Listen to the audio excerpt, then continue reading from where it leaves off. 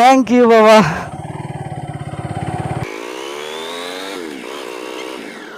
এটা ও বাবা,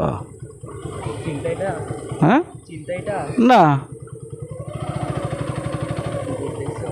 অসাধারণ স্বর্গ, অসাধারণ। এটা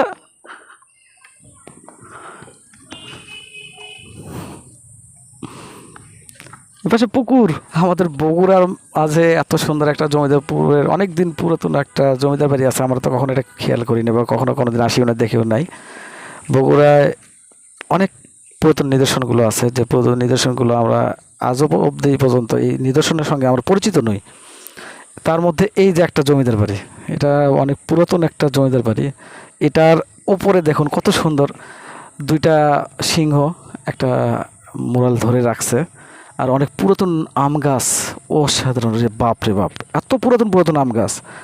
অনেক পুরানো ইটের দেয়ালে গুলো এখনও চোখে পড়ে, অনেক পুরাতন ইটের দেয়ালগুলো এখনও দেখা যাচ্ছে, যেগুলো এখনও শ্যাওলা ধরে গেছে, যে এগুলো সংস্কার করতে হবে মনে হয় মেবি। আর ওখানে ফাটল ধরছে, কিছু কিছু জায়গায় ফাটল ধরা আছে। এই পাশের ভবনটা নতুন করা, এই পাশের ভবনটা মনে হয় সম্ভবত বেশি দিন আগের নয়, নতুন করা, বাট ইটগুলো পুরাতন।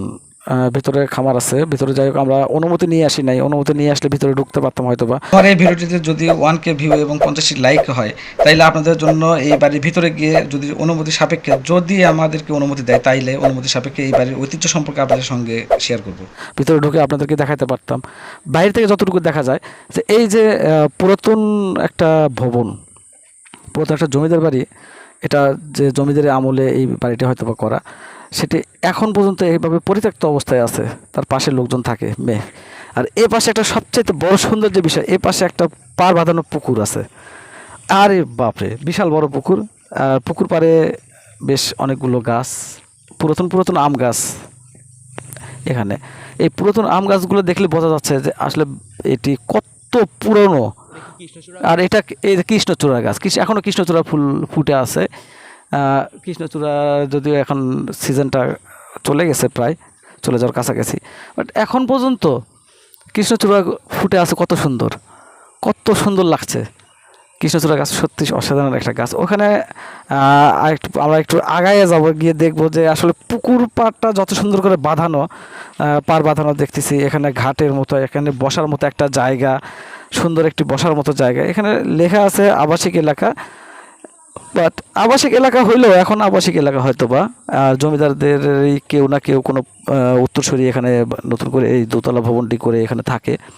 আর যাই হোক, আমরা এই যে ভবনটি দেখতেছি, এটা নতুন ভবন। এটাতে কোনো জমিদারের এই বাড়ির কোনো মালিক বা তাদের কোনো রিলেটিভ বা তারা এখানে হয়তো বাড়িটা করে রাখছে বা এখানে তারা থাকে। বাড়ির মধ্যে গোটাটাই পিচ ঢালাই করা রোড।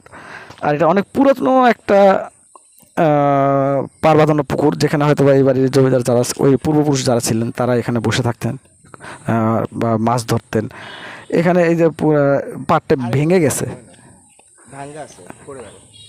এই যে পাড়টা ভেঙে গেছে, পাড়টা আসলে পুকুরে হয়তো মাঝখান বরাবর ছিল, অনেক ভিতরের দিকে ছিল, বাট এটা এখন ভেঙে অনেকটা ভেঙে পড়ে গেছে। পুকুরে হয়তো আবার গোসল করা হয় না এনাদের। এখানে আবার এই আম গাছটিতে, এত পুরনো একটা আম গাছ, এই আম গাছে আবার লেখা আছে আবাসিক এলাকা, এখানে অযথা অকারণে বসা নিষেধ, আদেশক্রমে কর্তৃপক্ষ। আর কর্তৃপক্ষ ঠিক আছে, এখানে জমিদার বাড়ি সুন্দর করে লেখা দেয়া আছে, আদেশক্রমে জমিদার বাড়ি কর্তৃপক্ষ। তার মানে আমাদের অনুমতি না নিয়ে আসলো, এটা জমিদার বাড়ি। যাই হোক, পুকুরটা অনেক সুন্দর, পার বাঁধানো, এখানে বসার মতো একটা সুন্দর জায়গা, সুন্দর করা পিচ ঢালাই রাস্তা। এই বাড়ির গেট পর্যন্ত, ভিতরে একদম বাইরে থেকে ভিতর পর্যন্ত আসার যে পুরোটা রাস্তা, পুরোটা এরকম পিচ ঢালাই। আপনাদের জ্ঞাত তার একটা জিনিস জানাই, আমাদের বগুড়ায় অনেক ঐতিহাসিক নিদর্শন আছে যেগুলোর সঙ্গে আমরা পরিচিত নয়। আজকে আমি আসলে এই বাড়িটি সম্পর্কে জানতাম না, একদমই টোটালি অজ্ঞ ছিলাম। এখানে আমার ভাগিনা স্বর্গ, সে আমাকে জানালো যে মামা এখানে একটা অনেক পুরনো একটা জমিদার বাড়ি আছে, যদি যাও তাহলে চলো একটু যাই, গিয়ে ঘুরে দেখাই। এর পাশে দেখেন অনেকগুলো আমের বাগান বাগান আছে, নারকেল গাছ থেকে শুরু করে সব ধরনের গাছ। এটা কিসের গাছ? আতা গাছ।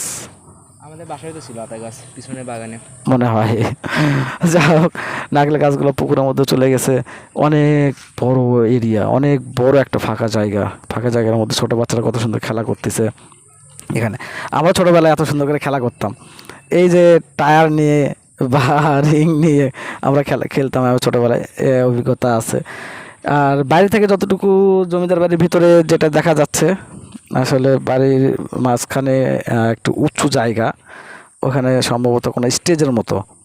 ওকে, যাই হোক, আপনারা আসবেন, ভালো থাকবেন, সুস্থ থাকবেন, আমার জন্য দোয়া করবেন, আমার ভাগ্নের জন্য দোয়া করবেন। আর আমার চ্যানেলটি সাবস্ক্রাইব করবেন, শেয়ার করবেন, ভিডিও দেখবেন, লাইক দিবেন, কমেন্টস করবেন। তো আপনাদের যদি ভালো কোনো উপদেশ থাকে, উপদেশগুলো আমাকে জানাবেন, আমার সঙ্গে শেয়ার করবেন।